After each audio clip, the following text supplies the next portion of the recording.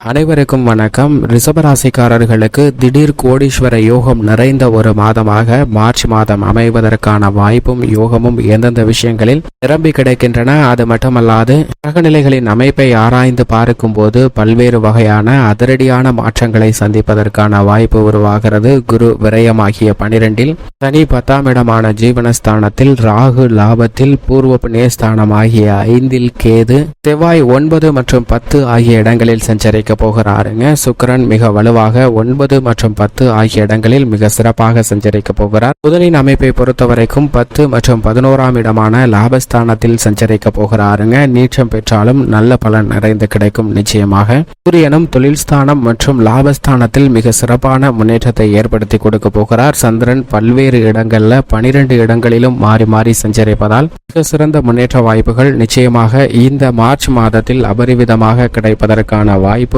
யோகமும் மிகவும் அற்புதமாக ரிஷபராசிக்காரர்களுக்கு கிடைப்பதற்கான அதிர்ஷ்ட யோகம் நிறைந்த ஒரு தருணமாக பார்க்கப்படுகிறது. அது மட்டுமல்லாது இந்த தருணத்தில் பல கிரக நிலைகள் லாபஸ்தானத்திற்கு வருகின்றன. இந்த மாதம் முதல் பல கிரக நிலைகள் லாபஸ்தானத்தை கடந்து செல்வதால் பல அதிரடியான மாற்றம் ஏற்பட போகுதுங்க. நவ கிரகங்கள்ல 4 கிரக நிலைகள் இந்த மாதத்தில் லாபஸ்தானத்தில் கடப்பதால் மிகவும் அபரிவிதமான வளர்ச்சி நிச்சயமாக ரிஷபராசிக்காரர்களுக்கு உண்டு. ஏனென்றால் ராகு, புதன், சூரியன், சந்திரன் போன்ற கிரகநிலைகள் லாபஸ்தானத்தை கடந்து செல்லக்கூடிய இந்த மாதத்தில் பல்வேறு வகையான திட்டங்கள்ல காரிய வெற்றியும் பொருளாதார ரீதியான முன்னேற்றமும் நிறைந்து கிடைக்கிறது என்பதை தெளிவாகவும் துல்லியமாகவும் கிரகநிலைகள் உறுதிப்படுத்துகின்றன. எனவே இந்த சந்தர்ப்பத்தை பயன்படுத்தி உங்களுடைய சிறு முயற்சி கூட மிக பெரிய அளவில் அசுர வெற்றிவை தேடித்தரக்கூடிய ஒன்றாக அமையும் என்பதை தெளிவாகவும் துல்லியமாகவும் கிரகநிலைகள் உறுதிப்படுத்துகின்றன. உதாரணமாக ரிஷபராசிக்காரர்களுக்கு ஒரு மிகப்பெரிய சாம்ராஜ்யத்தை ஆளக்கூடிய அரசன் ஒருவன் ஒரு போட்டி ஒன்றை அறிவிக்கிறார். அது என்ன போட்டி என்று பார்க்கும்போது, தனது சாம்ராஜ்யத்தில் உள்ள ஒரு சிறு பகுதியை பிரித்து அதை நிர்வகிக்கக்கூடிய ஆளக்கூடிய ஒரு பொறுப்பை ஒரு நபருக்கு நான் கொடுக்க போகிறேன். அந்த நபருக்கு நிச்சயமாக வாழ்வில் மகிழ்ச்சியும் சுவிச்சமும் நிறைந்து கிடைப்பதற்கான வாய்ப்பையும் வழியையும் ஏற்படுத்த போகிறேன். அதற்கு இந்த நபர் நான் நடத்தும் போட்டியில் வெற்றி பெற்றாலே போதும் என்ற அறிவிப்பை வெளியிடுகிறாருங்க. இந்த அறிவிப்பை கேட்டதும் மக்கள் சாறை சாறையாக மன்னரின் அரண்மனையை நோக்கி வருகின்றனர். அனைவரும் வந்ததற்கு பிறகு மன்னன் அறிவிக்கிறார், தனது அரண்மனை வாயிலில் உள்ள இரும்பு கதவை யார் திறக்கிறார்களோ அவர்களுக்கு தனது ராஜ்யத்தில் உள்ள சிறு பகுதியை பிரித்து தரப்போகிறேன் என்று சொன்ன உடனே அனைவருக்கும் ஆர்வம் ஆர்ப்பரித்தது. நான் கலந்து கொள்ளப் போகிறேன் என அனைவருமே முன்னோக்கி வருகின்றனர். அப்போது அரசன் ஒரு நிபந்தனையை விதிக்கிறார். என்ன நிபந்தனை என்று பார்க்கும்போது, இந்த போட்டியில் தோற்றுவிட்டால் நிச்சயமாக உங்களுடைய இரு கரங்களும் வெட்டப்படும் என்ற அறிவிப்பை வெளியிடுகிறாருங்க. இதை கேட்டவுடனே மக்கள் மத்தியில் பயமும் குழப்பமும் ஆள்கொண்டது. எனவே அனைவரும் போட்டியில் கலந்து கொள்வதை விட உயிருடன் இருப்பதே மேல் என்று பின்னோக்கி செல்கின்றனர். போட்டியில் இருந்து பின்வாங்குவதே மிக சிறந்த சாமர்த்தியமான தனம் என்று அனைவரும் போட்டியை விட்டு விலகி செல்கின்றனர். ஆனால் அந்த கூட்டத்தில் இருந்த ஒரே ஒரு நபர் மட்டும் தைரியத்துடனும் துணிச்சலுடனும் முன்னோக்கி வருகிறார். நான் இந்த போட்டியில் கலந்து கொள்ளப் போகிறேன் என்று சொல்கிறார். ஆனால் அதை பார்த்த மற்றவர்கள் என்ன சொல்கிறார்கள் என்றால், அந்த அரண்மனை கதவு இரும்பில் உள்ளது, இதை திறக்க முடியவில்லை என்றால் கைகள் துண்டிக்கப்படும், இதை உணர்ந்து கொண்டாயா நீ, மூடத்தனமான வேலையை செய்யாதே என்று அனைவரும் எச்சரிக்கின்றனர். ஆனால் அந்த நபர், என்னிடம் இழப்பதற்கு ஒன்றுமில்லை, ஆனால் நான் முயற்சி செய்து வெற்றி பெற்றால் நான் மிகப்பெரிய செல்வந்தனாவேன் என்று இந்த போட்டியில் கலந்து கொள்ளப் போகிறேன் என்று முன்னோக்கி வருகிறாருங்க. முன்னோக்கி வந்த நபர் அரண்மனை கதவை நோக்கி சென்று அரண்மனை கதவில் தன் கைகளை பதித்து தள்ளுகிறார். கதவு எளிதாக திறந்து விடுகிறது. இந்த போட்டியில் வெற்றி பெற்று மிகப்பெரிய சாம்ராஜ்யத்தின் சிற்றரசனாக மாறுகிறாருங்க. இதுபோன்றுதான் இந்த தருணத்தில் பல கிரகநிலைகள் லாபஸ்தானத்தில் கடக்கக்கூடிய இந்த தருணத்தில் ரிஷபராசிக்காரர்களுக்கு பல பொன்னான வாய்ப்புகளை ஏற்படுத்தி கொடுக்கும். இப்படி கொடுக்கக்கூடிய வாய்ப்புகளை சரியாக பயன்படுத்தி கொண்டால் உங்களுடைய சிறு முயற்சியை கூட செய்தாலே போதும் விபரீதமான ராஜயோகம் கிடைக்கக்கூடிய வகையில் திடீர் கோடீஸ்வர யோகம் நிறைந்த ஒரு தருணமாக மாறும் என்பதில் சந்தேகமே இல்லை என்பதை கிரகநிலைகள் உறுதிப்படுத்துகின்றன. ஏனென்றால் ராகு மிக வலுவாக லாபத்தில் வெற்றிருக்கிறாருங்க. ஆனால் அதை விட்டுவிட்டு இதை செய்தால் அப்படி ஆகிடுமோ, அதை செய்தால் இப்படி ஆகிடுமோ என்ற ஓவர் திங்கிங், அதாவது அதீத சிந்தனையை தவிர்த்து விட்டு நீங்கள் செய்ய வேண்டிய காரியங்களை செய்ய முயற்சி செய்யும் போது அதில் எழக்கூடிய சிக்கல்களை எதிர்கொண்டு வெற்றிகரமாக மாற்றினால் நிச்சயமாக உங்களுடைய இலக்கை அடைய முடியும். ஆனால் ஒரு வேலையை செய்யாமலே அதில் இது நடந்துடுமோ இதில் அது நடந்துடுமோ என்று ஓவர் திங்கிங், அதாவது குழப்பமான மனநிலையால்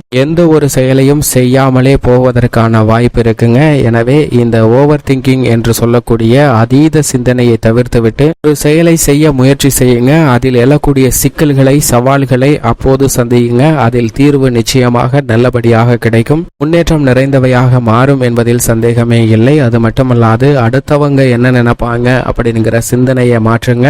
அதனுடன் சேர்த்து அடுத்தவங்களை நாம நினைக்கிறது மாதிரி தான் இருக்கணும் அப்படிங்கிற விருப்பத்தையும் மாற்றிக்கொண்டால் நிச்சயமாக இந்த தருணத்தில் ரிஷபராசிக்காரர்களுக்கு பல கிரகநிலைகள் லாபஸ்தானத்திற்கு வருவதால் நல்ல வளர்ச்சியும் பொருளாதார ரீதியான முன்னேற்றமும் நிறைந்து கிடைக்கும். அதிலும் ராகு பரிவிதமாக லாபஸ்தானத்தில் வேற்றிருக்கிறார். அவருடன் இணைந்து புதன், சூரியன் போன்ற கிரகநிலைகள் வலுவாக சஞ்சரிக்கப் போகின்றன. எனவே கல்வியில் நல்ல வளர்ச்சி உண்டு. பல்வேறு விதமான பணிகளில் அலைச்சலோ சிரமமோ இல்லாமல் அனைத்து விதமான பணிகளையும் துரிதமாக விரைவாக செய்து முடிக்கக்கூடிய யோகத்தை ஏற்படுத்தி கொடுக்கிறாருங்க. நவ கிரகங்களிலே சனி மற்றும் சுக்கிரனுக்கு அடுத்தபடியாக திடீர் அதிர்ஷ்டத்தை கொடுக்கக்கூடிய வல்லமை வாய்ந்தவராக இருப்பவர் ராகு. அவர் லாபத்தில் இருப்பதற்குரிய இந்த தருணத்தை சரியாக பயன்படுத்திக் கொள்ளுங்கள். அது மட்டுமல்லாது மிக விரைவில் ராசியின் அதிபதியாக இருக்கக்கூடிய சுக்கிரனும் லாபத்திற்கு செல்ல இருக்கிறார். இந்த தருணத்தில் ராசியின் ராஜயோகாதிபதியாக இருக்கக்கூடிய சந்திரனும் லாபத்தை கடந்து செல்கிறாருங்க. எனவே பல்வேறு விதமான அதிர்ஷ்ட யோக வாய்ப்புகள் மிக சிறப்பான வளர்ச்சியை பெறக்கூடிய வகையில் அமையும். இந்த சந்தர்ப்பத்தை தவற விட்டுவிட வேண்டாம். அது மட்டுமல்லாது முழு சுபகிரகமாக இருக்கக்கூடிய குரு பகவான் மிக வலுவாக விரயத்தில் இருக்கிறாருங்க. ஜென்ம ராசியை நோக்கி நகர்ந்து கொண்டிருக்கிறார். அப்படிப்பட்டவர் விரயத்தில் இருக்கக்கூடிய இந்த தருணத்தில் சுப விரயங்கள் மிக இனிதாக நடைபெறும். காதல் திருமணம் கிடைக்கக்கூடிய யோகம் உண்டுங்க. நல்ல வரன் கிடைத்து திருமண பாக்கியம் நடைபெறுவதற்கான யோகம் உண்டு. நீண்ட நாட்களாக குழந்தை பாக்கியத்திற்காக காத்து கொண்டிருப்பவர்களுக்கு புத்திர பாக்கியம் நிச்சயமாக கிடைக்கிறது. உறவுகளுக்கிடையே ஏற்பட்ட மன வருத்தம் விலகும், ஆரோக்கியம் அபிவிருத்தியாகும். புதிய முயற்சிகள்ல மிகப்பெரிய அளவுல காரிய வெற்றி கிடைக்குங்க. சொந்த வீடு, வீட்டுமனை, வாகனம், ஆடை ஆபரண சேர்க்கை போன்ற அனைத்து காரியங்களிலும் மிக சிறந்த வளர்ச்சி கிட்டக்கூடிய யோகம் நிறைந்த ஒரு தருணமாக பார்க்கப்படுகிறது. உத்தியோக ரீதியாக இந்த தருணத்தில் மிக சிறந்த மாறுதலை ஏற்படுத்தி கொடுக்கிறாருங்க. ஜீவனஸ்தானத்தில் நிலை கொண்டிருக்கக்கூடிய சனி பகவான் அவருடன் இணைந்து ராசியின் அதிபதியான சுக்கிரனும் செவ்வாயும் இந்த மாதத்தின் பிற்பகுதியில் சஞ்சரிக்க போகின்றன. இந்த தருணம் என்பது உத்தியோக ரீதியாக இருக்கக்கூடிய பல சிக்கல்கள் விலகும், மதிப்பும் மரியாதையும் அதிகரிக்கும். நீங்கள் எதிர்பார்க்கக்கூடிய உயர் பதவிகள் உங்களை தேடி வரக்கூடிய இனிமையான தருணமாக பார்க்கப்படுகிறது. மற்ற துறைகளை விட தொழில்துறை, வியாபார துறையில் திடீர் கோடீஸ்வர யோகம் நிறைந்த ஒரு தருணமாக நிச்சயமாக அமைகிறது என்பதை பல கிரகநிலைகள் உறுதிப்படுத்துகின்றன. எனவே புதிய ஒப்பந்தங்கள் நிறைந்து கிடைக்கும்.